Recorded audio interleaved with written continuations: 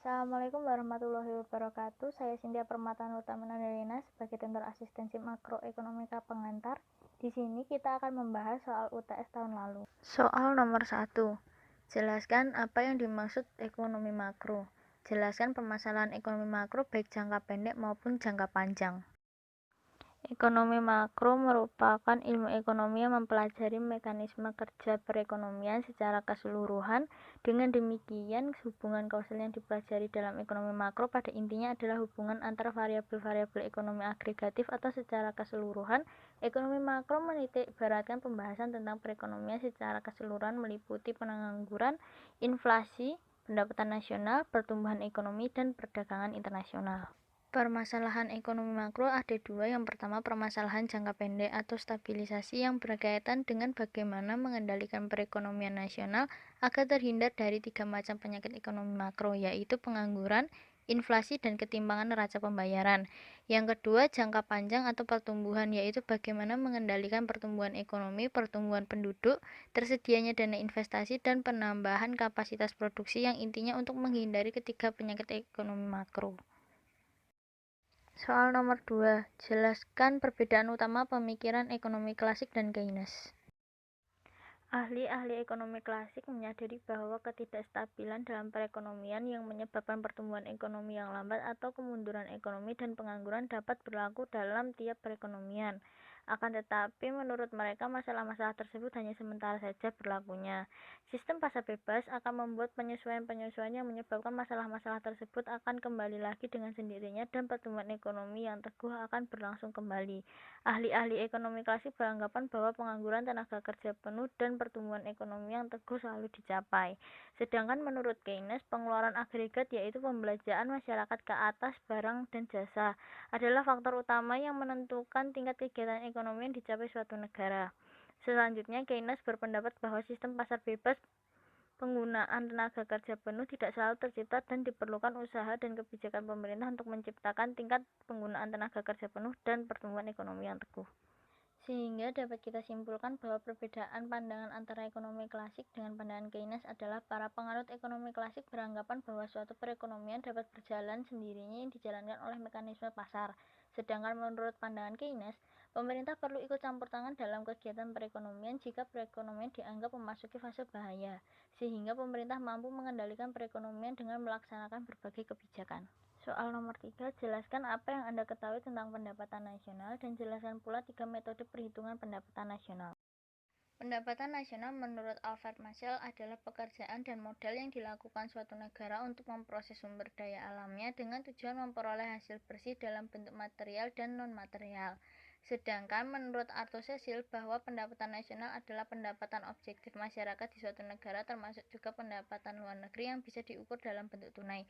Sehingga dapat kita simpulkan bahwa pendapatan nasional adalah keseluruhan barang dan jasa yang dihasilkan oleh suatu negara dalam waktu 1 tahun atau juga dapat dikatakan pendapatan yang diterima oleh suatu negara selama 1 tahun yang diukur dengan nilai uang. Metode perhitungan pendapatan nasional yang pertama yaitu metode produksi. Metode produksi yaitu nilai barang dan jasa yang diproduksi di suatu negara dalam 1 tahun dengan cara menjumlahkan value added tiap proses produksi. Rumusnya seperti ini, di mana Y merupakan pendapatan nasional, P merupakan harga barang, dan Q merupakan jumlah barang. Yang kedua, metode pengeluaran, yaitu jumlah pengeluaran secara nasional untuk membeli barang dan jasa yang dihasilkan dalam 1 tahun dengan cara menjumlahkan pengeluaran rumah tangga konsumsi, rumah tangga produksi, rumah tangga government, dan rumah tangga luar negeri. Rumusnya seperti ini, di mana Y merupakan pendapatan nasional, C merupakan konsumsi atau pengeluaran oleh rumah tangga dan perusahaan atas berbagai barang dan jasa, I merupakan investasi, pembelian alat-alat modal, persediaan dagang, dan struktur usaha. Lalu G, government, itu pemerintah atau pengeluaran pemerintah, di mana pembelian berbagai barang dan jasa oleh seluruh lembaga dan tingkatan pemerintah. X merupakan ekspor dan M merupakan impor. Yang terakhir, metode pendapatan, yaitu pendapatan nasional yang dihitung dengan cara menjumlahkan pendapatan masing-masing faktor produksi pada tahun tertentu.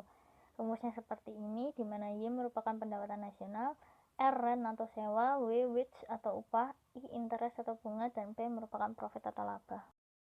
Soal nomor 4, teori Keynes memperkenalkan 5 ide pokok sebagai teori baru. Sebut dan jelaskan masing-masing ide pokok tersebut dan beri contoh aplikasinya.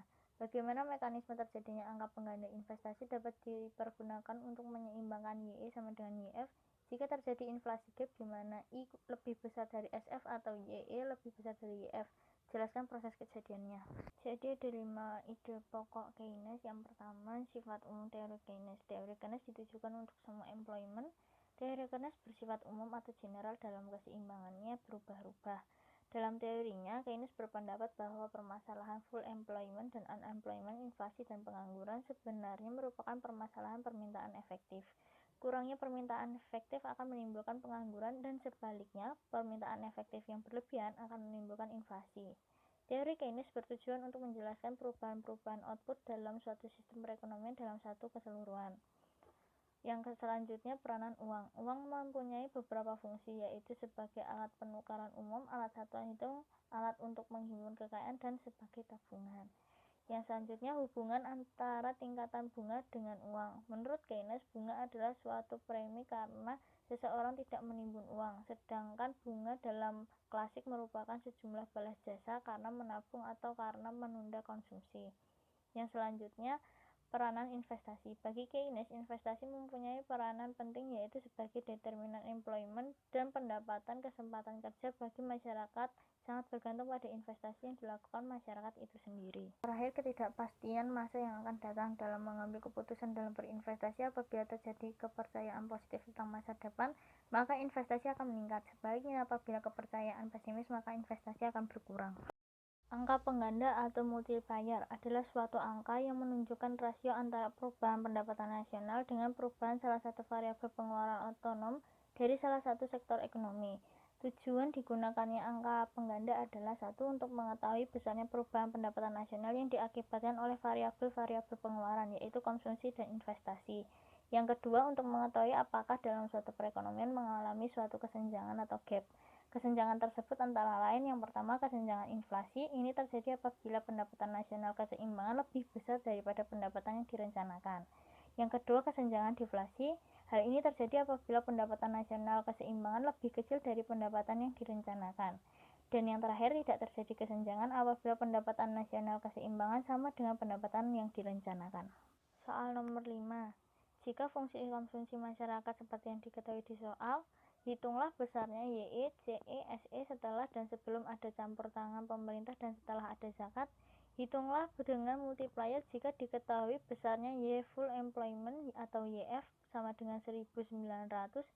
Dengan hanya merubah besarnya I, berapa I harus dirubah dan berapa besarnya I baru agar YE sama dengan YF. Ya, jadi diketahui fungsi konsumsi C sama dengan 100 plus 0,75 YD, I sama dengan 200, G sama dengan 120, TX atau tax pajak sama dengan 100, TL sama atau transfer sama dengan 180. Jika YF sama dengan 1900 dan YE sama dengan YF. Oke, yang ditanya YE sebelum, YE sesudah, CE sebelum, CE sesudah, SE sebelum, SE sesudah. Jadi itu adalah equilibrium atau titik keseimbangan, dan I baru yang ditanyakan. Ya, jadi YE sebelum, CE sebelum, SE sebelum itu dapat kita cari dari perhitungan perekonomian dua sektor. Dari sisi pendapatan ekonomi, Y sama dengan konsumsi ditambah saving. Dari sisi pengeluaran, Y sama dengan konsumsi ditambah investasi. Dan jika pendapatan nasional dalam keadaan seimbang, karena ini yang dicari adalah keadaan seimbang, maka S sama dengan I. Jadi SE sebelum itu kan sama dengan I, maka jumlahnya saving sama investasi itu sama, yaitu 200. Sedangkan untuk mencari Y sebelum itu rumusnya kita pakai salah satu, yaitu Y sama dengan C plus I. Kita masukkan aja rumusnya ke dalam situ, terus ketemu Y sebelumnya yaitu 1200. Ya, dan untuk mencari CE sebelum, dimana kita ketahui tadi fungsi konsumsinya 100 plus 0,75Y, tadi Y-nya udah ketemu yaitu 1200, tinggal dimasukin aja ke rumus, jadi ketemu konsumsinya sebesar 1000. Baik, untuk mencari YE sesudah, CE sesudah, dan SE sesudah, kita menggunakan perhitungan perekonomian 3 sektor, kalau tadi 2 sektor. Jadi yang selanjutnya ini udah ada campur tangan pemerintah dan zakat. Dari sisi pendapatan, Y sama dengan konsumsi ditambah saving ditambah tax. Dari sisi pengeluaran, konsumsi plus investasi plus government. dimana kita ketahui bahwa YD itu sama dengan Y dikurangi TX plus TR. Mari kita cari YE sesudah. YE sesudah sama dengan C plus I plus G. Kita masukin semuanya, terus waktu di fungsi konsumsinya YD nya kita masukkan juga teks sama transfernya seperti yang sudah saya tuliskan, dan ketemu YE sesudahnya adalah 1920. Selanjutnya kita mencari CE sesudah, dimana YD tadi sama dengan Y min TX dan C sama dengan CO plus CYD. Kita masukkan ke fungsi konsumsi karena yang dicari kan C konsumsi. Kita masukkan semuanya, ketemu CE sama dengan 1600. Lalu kita mencari SE sesudah. SE itu saving, dimana saving memiliki rumus YD min konsumsi. Kita masukkan aja tadi rumusnya, YD tadi Y min TX plus TR, terus dikurangi konsumsi, ketemu SE sama dengan 400. Untuk membuktikan apakah hal tersebut benar atau tidak, kita bisa menggunakan S plus TX sama dengan I plus G plus TR.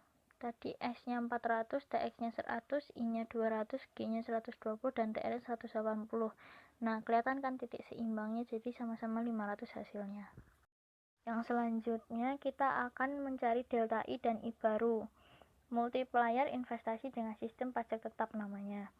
Perubahan investasi sebesar delta I akan mengakibatkan pendapatan nasional mengalami perubahan menjadi Y plus delta Y sama dengan Y1, sehingga persamaan sebagai berikut. Y1 sama dengan C plus I plus delta I plus G. Nah, karena di sini YE sama dengan YF, jadi delta Y-nya nggak diperluin ya teman-teman, jadi Y-nya dianggap sama. Untuk mencari I baru, maka tadi kita masukkan persamaannya, Y sama dengan C plus I plus delta I plus G, dimana Y1 nya tadi kan YE sama dengan YF itu 1900 sama dengan 100 plus 0,75 YD plus 200 plus delta I plus 120. Kita masukkan ke rumus seperti tadi, kita hitung biasa hingga kita temukan delta I atau pertambahan investasinya. Nah, dok negatif di sini hasilnya kan negatif 5. Kok negatif ya? Kan gitu. Sebenarnya negatif ini karena dia mengalami penurunan, jadi nilainya negatif. Sehingga dapat kita ketahui I barunya tadi kan I sama dengan 200 ditambah delta I. Jadi 200 dikurangi 5, yaitu 195, itu I barunya. Soal nomor 6, sebutkan 3 jenis pengangguran yang Anda ketahui dan berikan penjelasan selengkapnya. Apa perbedaan pengangguran tersembunyi dengan pengangguran setengah menganggur? Jelaskan. Jadi jenis pengangguran berdasarkan penyebabnya itu ada 4. Yang pertama pengangguran normal atau friksional. Pengangguran yang terjadi karena penawaran tenaga kerja lebih banyak daripada permintaan tenaga kerja atau tenaga kerja yang sudah bekerja tetapi menginginkan pindah pekerjaan lain yang lebih bagus sehingga belum mendapatkan tempat pekerjaan yang baru. Yang kedua pengangguran siklikal. Pengangguran yang diakibatkan karena berkurangnya permintaan agregat yang menyebabkan perusahaan mengurangi pekerjaan atau menutup perusahaan. Contohnya pada pandemi COVID-19 ini banyak karyawan yang di PHK karena berkurangnya permintaan barang atau jasa di masyarakat. Yang ketiga pengangguran struktural. Pengangguran ini disebabkan karena perubahan struktur ekonomi. Contohnya adanya barang baru yang lebih baik. Ekspor produksi industri sangat menurun oleh karena persaingan yang lebih serius dari negara-negara lain. Kemerosotan itu akan menyebabkan kegiatan produksi dalam industri turun sehingga pekerja terpaksa diberhentikan dan menjadi pengangguran. Yang keempat, pengangguran teknologi. Pengangguran yang ditimbulkan karena adanya pergantian tenaga manusia oleh mesin-mesin pabrik dan bahan kimia, contohnya pada revolusi industri. Sedangkan jenis pengangguran berdasarkan cirinya juga dibagi jadi 4, yaitu pengangguran terbuka. Pengangguran ini tercipta sebagai akibat pertambahan lowongan pekerjaan yang lebih rendah daripada pertambahan tenaga kerja. Ada pengangguran tersembunyi, yaitu tenaga kerja yang tidak bekerja secara optimal karena suatu alasan tertentu. Ada pengangguran musiman, pengangguran yang biasa terjadi di sektor pertanian dan perikanan. Contohnya pada saat musim paceklik banyak petani yang menganggur karena musimnya tidak menguntungkan bagi petani. Atau pada musim hujan nelayan tidak dapat melaut karena ombak yang tinggi, sehingga mereka terpaksa menganggur. Dan yang terakhir setengah menganggur. Orang yang tidak menganggur tetapi tidak pula bekerja penuh waktu dan jam kerja jauh lebih rendah daripada yang normal. Perbedaan dari pengangguran tersembunyi dan setengah menganggur. Kalau pengangguran tersembunyi itu tenaga kerja yang tidak bekerja secara optimal karena suatu alasan tertentu. Contohnya, di negara berkembang banyak perusahaan kecil yang kelebihan tenaga kerja sehingga kegiatan yang dijalankan menjadi tidak efisien. Pekerja-pekerja ini mengalami pengangguran tersembunyi. Sedangkan setengah menganggur adalah orang yang tidak menganggur tetapi tidak pula bekerja secara penuh waktu dan jam kerja jauh lebih rendah daripada yang normal. Mereka mungkin bekerja hanya 1 hingga 2 hari seminggu atau 1 hingga 4 jam sehari. Soal nomor 7, apa yang dimaksud dengan inflasi? Menurut sifatnya, inflasi dapat dibagi menjadi 3 tingkatan, masing-masing berikan penjelasannya. Menurut penyebabnya, inflasi dibedakan menjadi 2 macam, jelaskan masing-masing dengan pendekatan kurvanya. Menurut Nopirin, inflasi adalah proses kenaikan harga-harga umum secara terus-menerus selama periode tertentu. Sedangkan menurut Sadono Sukirno, inflasi adalah suatu proses kenaikan harga-harga yang berlaku dalam suatu perekonomian. Sehingga dapat kita simpulkan bahwa inflasi adalah suatu keadaan di mana tingkat harga secara umum cenderung naik dalam suatu waktu tertentu. Menurut Nopirin, inflasi berdasarkan sifatnya dibagi 3 kategori. Yang pertama, inflasi merayap, ditandai dengan adanya laju inflasi yang rendah di mana kenaikan harga berjalan secara lambat dengan persentase yang relatif kecil serta dalam jangka waktu yang lama. Tingkat inflasi ini tidak melebihi 10% per tahun. Yang kedua, inflasi menengah atau sedang, ditandai dengan adanya kenaikan harga yang cukup tinggi dan kadang-kadang berjalan dalam jangka pendek dan memiliki sifat akselerasi. Laju inflasi ini berkisar 10-30% per tahun. Efek yang dirasakan yaitu keadaan perekonomian menjadi berat. Yang terakhir, inflasi tinggi atau hiperinflasi adalah inflasi yang sangat parah, di mana proses kenaikan harga-harga sangat cepat yang menyebabkan tingkat harga menjadi 2 kali lipat atau beberapa kali lipat dalam masa yang singkat. Biasanya keadaan ini timbul karena pemerintah mengalami defisit anggaran belanja, misalnya saat keadaan perang seperti yang terjadi pada Rusia dan Ukraina, atau terjadi kekacauan politik dalam negeri. Menurut penyebabnya, inflasi dibedakan menjadi 2 macam, yaitu demand pull inflation dan cost push inflation. Demand pull inflation yaitu inflasi yang terjadi karena permintaan akan barang atau jasa lebih tinggi dari yang bisa dipenuhi oleh produsen. Inflasi ini bisa terjadi pada masa perekonomian berkembang pesat. Kesempatan kerja yang tinggi menciptakan tingkat pendapatan yang lebih tinggi dan selanjutnya menimbulkan pengeluaran yang melebihi kemampuan ekonomi mengeluarkan barang dan jasa. Sedangkan cost push inflation yaitu inflasi yang terjadi karena terjadi kenaikan biaya produksi sehingga harga penawaran barang naik. Hal ini dapat terjadi apabila perusahaan-perusahaan masih menghadapi permintaan yang bertambah sehingga mereka akan berusaha menaikkan jumlah produksi dengan cara memberikan gaji dan upah yang lebih tinggi kepada para pekerjanya atau mencari pekerja baru sehingga menimbulkan pembayaran yang lebih tinggi. Hal ini mengakibatkan biaya produksi meningkat yang akhirnya akan menyebabkan kenaikan harga-harga barang. Jadi ini gambaran kurva dari demand pull inflation dan cost push inflation. Jadi seperti itu teman-teman pembahasan UTS makroekonomika pengantar tahun lalu. Semoga bermanfaat. Apabila saya ada kesalahan berbicara atau dalam menghitung, saya mohon maaf. Semoga UTS kali ini kita semua diberikan kemudahan dan kelancaran dalam mengerjakannya. Amin. Terima kasih.